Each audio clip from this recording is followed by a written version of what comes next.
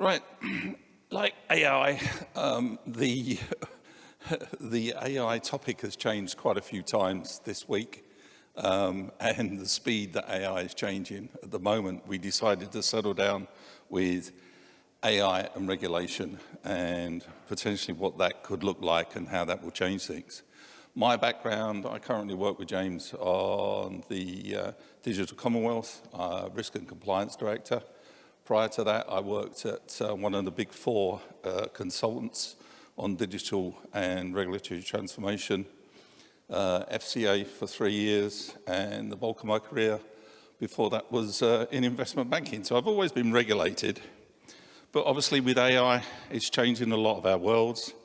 So if I could ask the panel to introduce themselves, please. Sure. My name's Jeremy Takle, and I'm the CEO and co-founder of Pennyworth, which is a financial autopilot, a financial planning app that uses AI and open banking. I'm also the chair of Ethos Ventures, which is a group of financial services companies that are using advanced technology to improve Sharia-compliant banking. And before that, I spent 25 years building banks at Barclays. Michael Borrelli, Director of AI Partners. We're an AI governance technology vendor helping companies comply with the EU AI Act. And I'm a regulatory compliance specialist helping advise and implement regulatory change programs. Andre Konig, I'm the CEO of Global Quantum Intelligence. We advise global governments and investors on the use of quantum technologies. I just flew in from Washington this morning, where I was sharing the Quantum World Congress for the last 2 days, and I moderated a panel on quantum regulation fostering innovation. So I'll try to remember something about that, and fully qualified to sit on this panel, but I did have a little AI startup in 2010 to 2016, where we did, when IBM brought Watson to market, we were kind of the little guinea pig, which was a fun experience. Thank you. And just for full disclosure, Michael and I have co-written quite a few pieces on AI and the different AI topics that are evolving, because I think a lot of people need to understand going forward that it's just not regulation. There are so many different parts of AI and how it has the potential to affect us. So I suppose my first question is to the panel. Do we feel that with AI regulation, is it going to be intrusive or invasive future legislation? And will that be a potential accelerator or a brake for the AI? Shall I have a first go at that? Well, I think my strong view is that regulation, pure horizontal regulation for AI, will just be a barrier to innovation in AI. I think AI is such an important next revolution in technology that it absolutely needs to have the awareness, a strategy, a policy by government. But the idea that you would horizontally regulate that market, particularly now at this early stage, seems wrong. I think the EU have gone, as they have done many times before, too far in that very, very quickly. Segmented, sectoral regulation is clearly more important in this instance, so you need guidance for each of the existing regulators. And the key reason is very simple: definitions. Most of what you would call AI today wouldn't have been called AI previously. What we, once we get to actual frontier models that might be risky, the models we're having today will just be simple, quite basic statistical models in comparison. The impact and response by sector is fundamentally different. What you need in financial services around safety and bias is very different from what you need in the military if you're worried about existential risk, very different from what you need if you're running energy systems or something similar. And finally, there's a cost to it. The Draghi report shows us what a cost of premature regulation does to an innovating economy. Thank you. Michael? I do believe, and I'm somewhat biased in what I say, and to be clear, humans are fundamentally biased, so that hopefully addresses the issue with AI. We need regulation to bring innovation. I think, for example, the EU AI Act has a lot of innovation measures, for everything from regulatory sandboxes to carve-outs for SMEs and startups. But ultimately, it gives people that trust. I think we're seeing, for example, with Mika, before people argued that regulations needed for the institutional adoption, and there's no reason why it doesn't apply to the AI space. I'd like to draw on, for those of you familiar with the Gartner hype cycle, where you reach the peak of inflated expectations and the trough of disillusionment. Regulation can help to bring us and stabilize us after that, because at the moment the market has been inundated with perhaps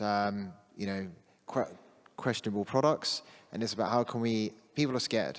You ask people, they're scared of people losing their jobs to AI. I'm not here to dwell on that, but I think regulation can help quell these concerns and to give people an idea. There are institutional rigors there to protect you and your business in a personal, professional capacity, that you actually, quote unquote, KYAI, you know your AI system. Thank you, Michael. Andre? I have strong opinions, and I had 3 glasses of wine at lunch. When I first looked into my AI startup 15 years ago, I was one of the first, I'm from Germany originally, and I rooted for you in the Euro Cup. I'm very sorry that didn't turn out. AI entrepreneurs, and I got a call from the German government if I could come to Berlin, give a workshop on AI, and of course very excited. And we had a call with all the people to prepare it, and they said, you're great, talk about AI. I received an email a couple days later. We would like to get on another call just to kind of refine your topic a little bit. Say, talk about AI, but maybe don't talk about data privacy. That's a little bit of a touchy topic in Berlin in 2009, 2010. All right, great, no problem. We'll talk about AI and not data privacy. I get another email another couple days later. I'd like to have another briefing call, if that's okay with you. If you prefer maybe not to touch about China, that'd be really great, like AI in China. Okay, no problem. We'll talk about AI, but not data privacy, not China. It goes on and on. We had 4 or 5 calls, and item after item got chopped off my talking points. And on the last call, I'm like, so what do you want me to talk about? Well, talk about the German way of doing AI. And I said, what's the German way of AI? Like, you'll be fine. And those are the same people. It was really interesting to hear about Mika, which felt very positive. The EU AI Regulation Act that just came out. People, I think the consensus, sorry, I've been living in New York for 20 years now, is that is extremely detrimental to innovation and progress. But those people that I dealt with in Berlin 15 years ago are the people that helped draft that act, right? And I think those regulations, somebody this morning said it, if you go to Singapore, if you go to Japan, where I was a few weeks ago, if you go to the Middle East, they don't put up these barriers, they encourage innovation. Thank you. So I suppose the other question is, if you had an audience full of regulators, what would be your message for them around AI regulation and what they need to do? Yeah, I think that there is obviously a need to have clear policy on AI and understand what the opportunities and risks of it are, but that has to be segmented. And if it had a room full of regulators, they would already be regulating one of many sectors and would understand the underlying problems that AI implemented in those sectors actually result in. And it might be, as I said, financial services where we're worried perhaps about bias or hallucinations and other things in using models, and that needs protection against. But they're very familiar with model risks and how to implement models.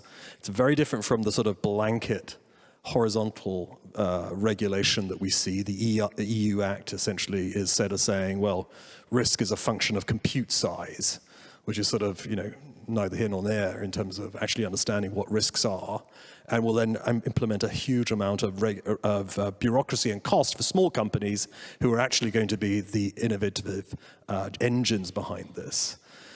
So I would really emphasize a sectoral approach, and that means in one extreme safety and protection, and at the other extreme it means full investment and encouraging a lot of work by defense and intelligence in making sure that we actually have good AI model development in the West, in the EU, and using various forms of advanced supercomputers to do so. Michael, thank you. What's funny, I think I had this conversation with Daniel Dahl-Steinberg, and that was a conversation last time. Suffice to say, we did differ in our opinions on the merits of regulation. What I would say to regulators is obviously be open-minded and help with the cultural change. There's a lot of regulations. Some would say there's a lot of things, and a lot of things happening at once. A lot of technologies are converging at once, and there's a bit of an overwhelm. So I'd say be practical, be pragmatic. Give them the benefit of the doubt, but make yourself open and engage with the community, and not just releasing white papers and very hierarchical, just barking orders. Make them feel that they can engage with you. Don't, it's people want to contribute and grow their economies, and they have stakeholders to satisfy. They want to build their businesses in the right way. And to your point about what's going on at the moment, the EU actually this week released what they call AI factories. They want anyone who's operating a supercomputer to help build AI factories. So we're almost talking like Henry Ford-esque, the productionization of AI systems, because they realize this is the next wave to take us that next step. So working with the industry and be pragmatic. Thank you, Michael. Andre? Stay out of it. Regulators add nothing but cost, friction, barriers. To me, it's a little bit like the gun debate in the U.S. And unfortunately, we had another school shooting a couple days ago. Nobody should own an F-16 sitting in their front yard, I guess, right? So maybe nobody should own an entire training set or an entire, the entire supercomputing infrastructure. But I think in general, it's not about owning the guns. That's the American storyline, or in this case, enabling the AI. But it's about educating the creators and the users. Enable people, educate them, instead of putting barriers up, and have the judicial framework to punish bad actors. Okay, thank you.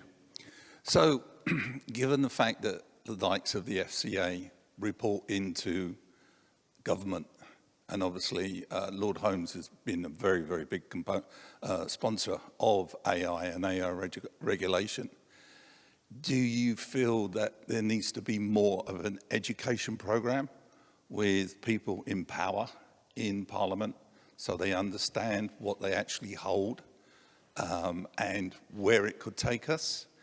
And how do we get that message across?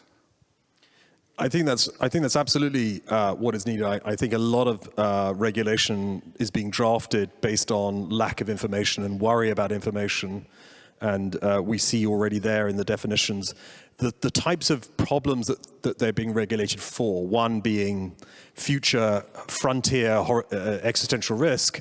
Well, none of the models that are created today have any consciousness or anywhere near that. That's far beyond the current models. It doesn't mean it's far away, but it's far beyond the current models.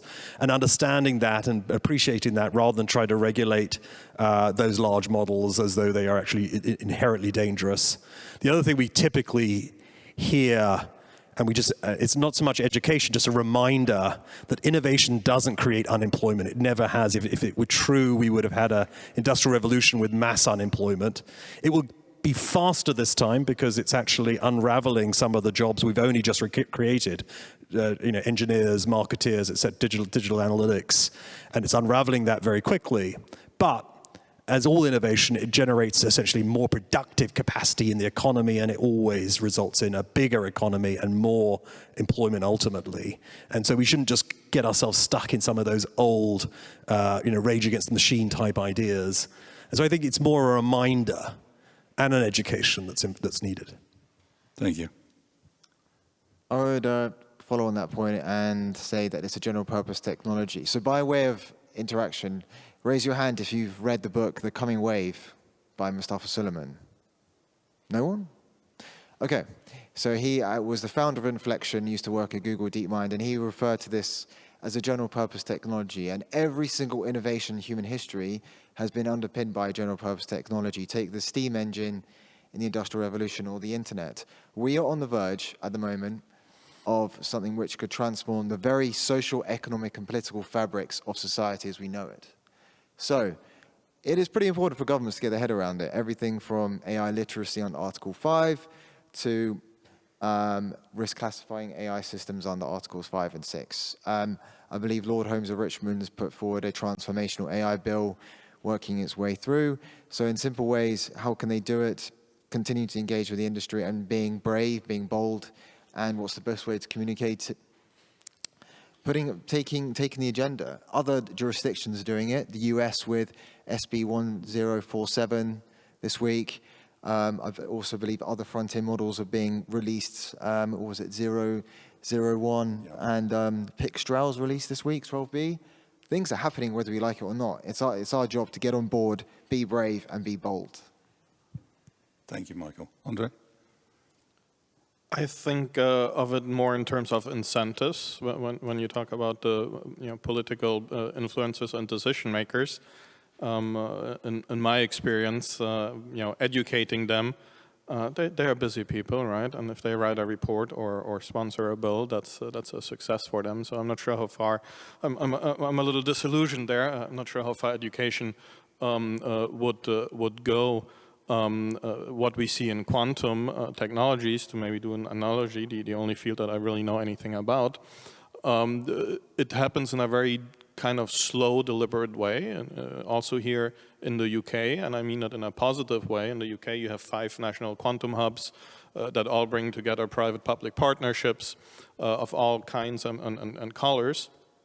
And it's really kind of an open dialogue around how can we enable and help each other. And it's not a perfect world by no means. But there's a little, it's always interesting, and it's wonderful to be in this beautiful venue and really interesting event. But coming from the US, in the US everything is very black and white, right? It's you versus I. And when we talk about things like AI or quantum, my field, again, it's this bad actor theory in a network. And it's not a general purpose technology. It's what happens if China uses it, and if they use it for the wrong purpose. And it's interesting to see that there's maybe less urgency around that in Europe. Okay, thank you. So in summing up, what we're saying is, we need the regulators to be far more proactive, far more community with industry, and going forward, we need to get those points across, not only to the regulators, but to government. And I think that's very, very important for us if, as a country, we want to stay on the front foot rather than on the back foot of regulation. Do you have any other comments? Only that I think that the UK approach has been a good one to follow. It hasn't been rushed to regulate. The Office of AI, which is now part of DIST, has essentially spent a lot of time with each of the regulators, making sure that they understand the peculiarities of some of the more recent model developments and how they can help regulate those. I think that's a really encouraging model, one that I would emphasize. And I think we've just seen so many examples. And just at the same time as we're talking about the EU AI Act, we're looking at the Draghi report that is really clear on what does happen if you rush to regulate. Okay, thank you. Michael? I think the rush to regulate has been the point has been made by various people, and you could be argued that if you don't regulate for long enough, you allow a lot of activity to proliferate, become, quote unquote, the status quo of the market norms. So chicken or the egg scenario, what comes first? With the EU Act, it's a risk-based approach. It's similar to how KYC works for financial crime. You identify a client, you risk classify it, and it determines how you treat it. It's very clean, very easy, very simple. So I think people have a tendency to overcomplicate things. Same way the EU Act is trying to simplify it, and if it's high risk, as in it poses a high risk of harm to an individual's health, safety, and fundamental rights, it probably should be regulated and have very stringent requirements applied to it. Others, it may have more flexibility, but then that's where I guess there's opportunities for innovation and building trustworthy solutions that that people can use without fear of any form of retribution or their fundamental rights being violated. Thank you, Michael. Andre? I think we need to be honest. We haven't seen much innovation in Europe in any technology at the global scale, not in digital, not in AI, not in blockchain, not in quantum computing. Compare that to North America, compare that to Southeast Asia. I'm not sure what the question here is. There was a gentleman this morning talking about Sharia finance, which was fascinating, which is a law and a culture, the way I understood it. And he made the point that there's actually no regulation enforcing it in the countries that adhere to that. It's just kind of ingrained in that culture and that personality. And those people live in those communities and contexts and ecosystem, and there are consequences for bad actors, not endorsing anything. But I think we need to take a better look at ourselves.